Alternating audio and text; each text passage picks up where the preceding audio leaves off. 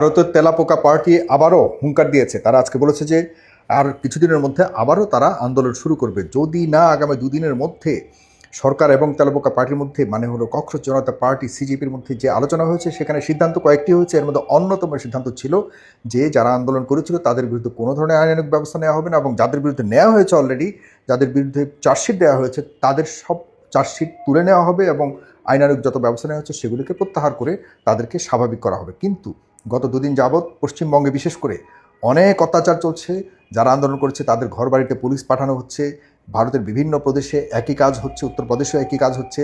সবচেয়ে বেশি পশ্চিমবঙ্গ হচ্ছে এই শুভেন্দু অধিকারী একটা অমানুষ, সে সবচেয়ে বেশি জ্বালাতন করছে। বিশেষ করে যারা তৃণমূল কংগ্রেসের পক্ষ থেকে বামপন্থীদেরকে সবচেয়ে বেশি জ্বালাতন করছে এই শুভেন্দু অধিকারী।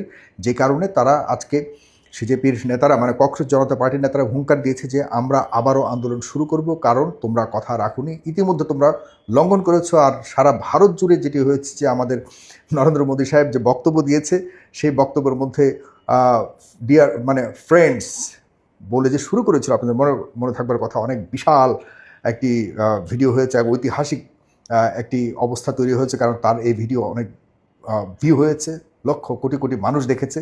এখন এই ভিডিওকে নিয়ে ট্রল শুরু হয়ে গেছে, কারণ তিনি যে ফ্রেন্ডস দিয়ে শুরু করেছিলেন সেই বক্তব্যটিকে যে যুব সমাজ রয়েছে, যারা ভিডিও তৈরি করে, যারা কন্টেন্ট ক্রিয়েটর এবং যারা সচেতন নাগরিক, বিশেষ করে ইয়াং স্টার যারা রয়েছে, জেন জি যারা রয়েছে, এই জেনারেশন, এটিকে নিয়ে বিভিন্ন রকম ভিডিও বানাচ্ছে, ট্রল করছে। যারা যারা ট্রল করছে তাদেরকেও আজকে সরকার থেকে বলা হয়েছে, পুলিশের পক্ষ থেকে বলা হচ্ছে তাদেরকে পর্যন্ত চিহ্নিত করা হচ্ছে, যারা যারা ট্রল করে ভিডিও বানিয়েছে তাদেরকেও ধরা হবে।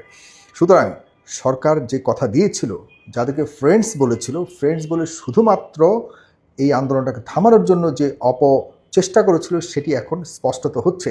যে কারণে ইয়াং জেনারেশন যারা আন্দোলন করেছিল তারা হুঙ্কার দিয়েছে, বিশেষ করে ককরোচ জনতা পার্টির নেতারা আজকে হুঙ্কার দিয়েছে আমরা আন্দোলন আবারও শুরু করব।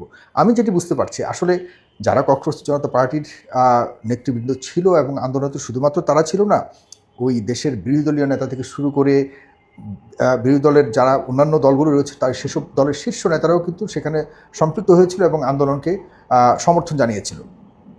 এখন বর্তমানে কিন্তু বিজেপি সরকার ভয়ঙ্করভাবে কোণঠাসা, এবং বিশেষ করে তাদের শিক্ষামন্ত্রীকে যে প্রত্যাহার করেছে, এর মানে এটাই বোঝায় যে সরকার কতটা নাজুক, কতটা দুর্বল। কারণ যে কয়েকটা দাবি করা হয়েছিল সবগুলি মেনে নিয়েছে, তারা কোনোভাবেই শক্তি দিয়ে এই আন্দোলনকে থামাতে পারেনি বলেই কিন্তু মানতে বাধ্য হয়েছে, যেটি তাদের সরকারের অবস্থানকে নড়বড় করে দিয়েছে আরও বেশি।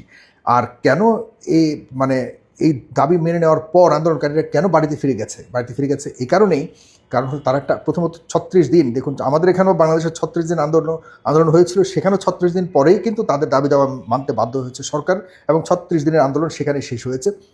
সুতরাং সেখানেও 36 দিনের আন্দোলন বাংলাদেশে যেমনটি হয়েছিল।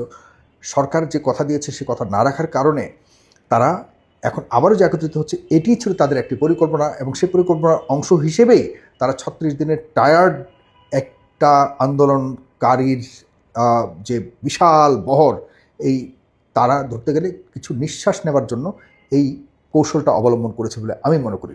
তারা প্রথমত সরকারের অবস্থানটাকে যাচাই করেছে, কারণ তারাও জানে যে সরকার তাদের যে দাবি দাওয়াগুলি রয়েছে এগুলি মানতে পারবে না। আর প্রথমেই যদি এরকম এত বড় একটা দেশের মানে সরকারকে হুট করে এভাবে একটি দাবির প্রেক্ষিতে এভাবে ফেলে দেওয়াটা খুব বেশি সহজ নয়।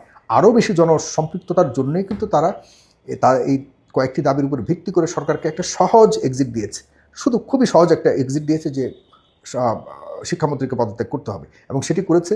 আরও কয়েকটি পয়েন্টস যেগুলি ছিল সেগুলো কিন্তু তারা রেখেছে, কিন্তু কথা রাখছে না। আমার কাছে যেটি মনে হচ্ছে, আবারও পুনরায় আরও বেশি শক্তিশালী, আরও শক্তির সাথে এই ককরোচ জনতা পার্টি পরের বার যাতে আরও বৃহৎ পরিসরে আন্দোলন করতে পারে সেজন্যই তারা কিছু বিশ্রামের জন্য আন্দোলনটাকে থামিয়েছে।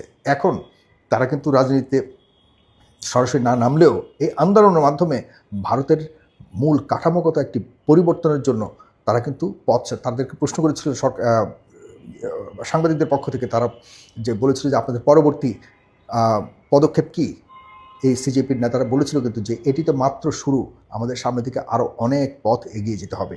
সুতরাং আজকে যে কথাগুলো শুনলাম, তাদের স্টেটমেন্ট, তাতে বোঝা যাচ্ছে তারা এখন শুধুমাত্র কোনো না কোনো অজুহাত পেলেই আবারও তারা রাজপথে নামবে, এবং এই রাজপথে নামাটা খুব বেশি ভালো হবে না বলে আমার কাছে মনে হচ্ছে। এবং বিজেপি সরকারের সামনের সময়গুলো যে খুব কঠিন সময়, এটি স্পষ্টত প্রতীয়মান। তারা কিন্তু একদম পুরোপুরি পাগল হয়ে গেছে, বিভিন্ন জায়গায় তারা তল্লাশি চালাচ্ছে।